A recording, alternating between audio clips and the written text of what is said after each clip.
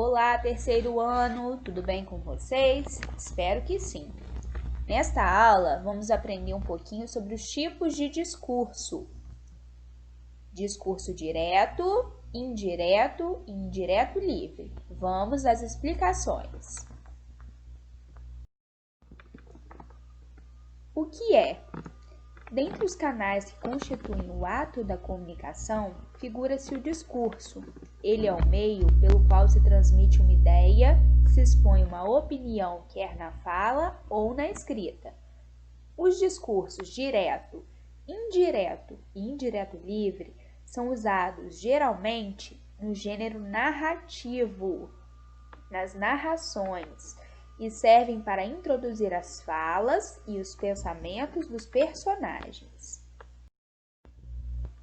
O discurso direto. No discurso direto, o narrador dá uma pausa na sua narração e passa a citar as falas dos personagens.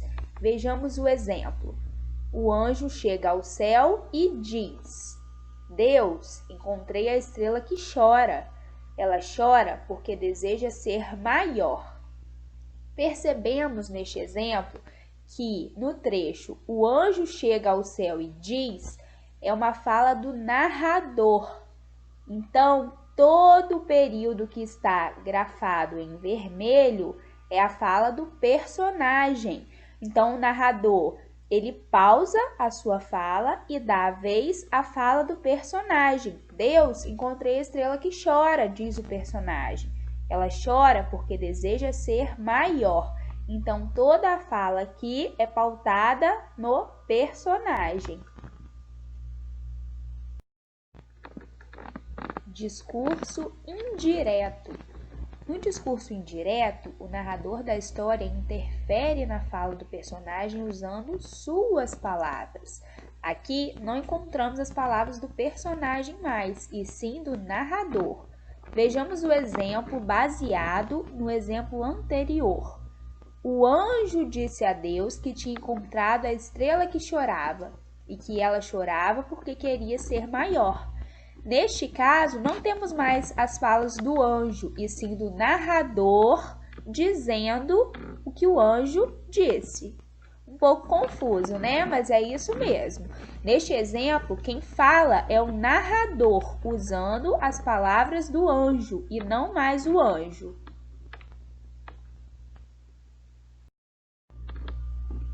Discurso indireto livre. No discurso indireto livre, há uma fusão dos dois tipos de discurso, o direto e o indireto, ou seja, há intervenções do narrador, bem como da fala dos personagens. Nós vamos ler agora um textinho do Monteiro Lobato, e neste texto a gente vai ver como a fala do narrador e dos personagens se misturam a um ponto da gente não conseguir identificar quem está falando em certos momentos. Então, vamos prestar bastante atenção para a gente ver um exemplo de discurso indireto livre em um texto narrativo. O reformador do mundo. Américo Pisca-Pisca tinha o hábito de pôr defeito em todas as coisas. O mundo para ele estaria errado e a natureza só fazia asneira. Asneira, Américo? Pois então, aqui mesmo neste pomar você tem a prova disso. Ali está uma jabuticabeira enorme sustentando frutas pequeninas.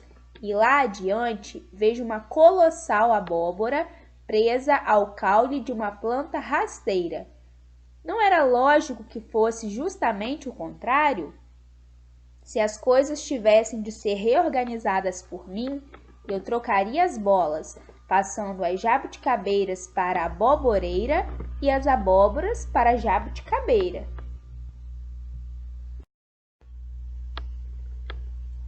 Não tenho razão? Assim discorrendo, Américo provou que tudo estava errado e só ele era capaz de dispor com inteligência ao mundo. Mas o melhor, concluiu, é não pensar nisto e tirar uma soneca à sombra dessas árvores, não acha? E Pisca-Pisca, piscando que não acabava mais, estirou-se de papo para cima à sombra da jabuticabeira. Dormiu, dormiu e sonhou. Sonhou com um mundo novo, reformado inteirinho pelas suas mãos. Uma beleza.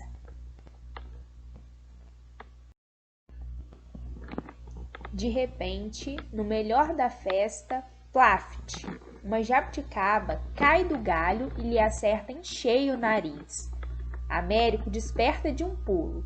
Pisca-pisca medita sobre o caso e reconhece, afinal, que o mundo não era tão mal feito assim. E segue para casa refletindo. Que coisa! Pois não é que se o mundo fosse arrumado por mim, a primeira vítima teria sido eu? Eu, Américo Pisca-Pisca, morto pela abóbora por mim posta no lugar da jabuticaba? Deixemo-nos de reformas. Fique tudo como está, que está tudo muito bem. E Pisca-Pisca continuou a piscar pela vida fora, mas já sem a cisma de corrigir a natureza. Conheçamos, portanto, algumas características do discurso indireto livre após a leitura do texto de Monteiro Lobato, O Reformador do Mundo. Primeira característica: as falas das personagens feitas na primeira pessoa surgem espontaneamente dentro do discurso do narrador feito na terceira pessoa. Primeira pessoa, quem fala, eu. Terceira pessoa, de quem se fala, ele e ela. Segunda característica: não há marcas que indiquem a separação da fala do narrador e da fala da personagem. As falas estão conectadas, ligadas. Não é introduzido por verbos de elocução, nem por sinais de pontuação ou conjunções. O que são os verbos de elocução? São verbos que introduzem a fala dos personagens. Vejamos alguns exemplos. Perguntou, disse, falou, explicou, afirmou, entre vários outros. Por vezes, é difícil delimitar o início e o fim da voz da personagem, uma vez que está inserida dentro da voz do narrador. Então, temos que prestar bastante atenção em textos de discurso indireto livre, porque a fala do narrador e da personagem estão muito ligadas. Às vezes é até difícil da gente identificar quem está falando.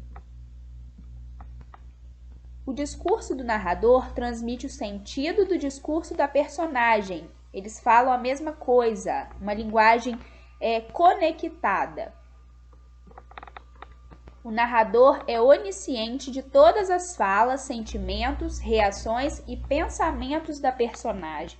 O que é um narrador onisciente? Também conhecido como onipresente. É um narrador que conhece toda a história e todos os detalhes da trama.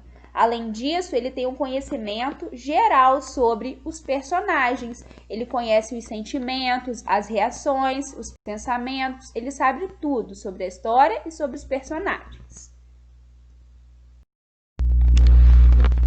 Recapitulando. No discurso direto, então, é o personagem quem tem a voz e não há interferência do narrador. Temos algumas marcas do discurso indireto, que é a presença de conjunções, pontuações, que introduzem a fala dos personagens. No discurso indireto, o personagem não tem voz. Toda a história é narrada pelo narrador. O personagem ele não fala, é um narrador que introduz as falas. Já no discurso indireto livre, há a mistura das vozes do narrador e do personagem, e o texto é escrito em terceira pessoa. Espero que vocês tenham gostado. Beijos, saudades de todos.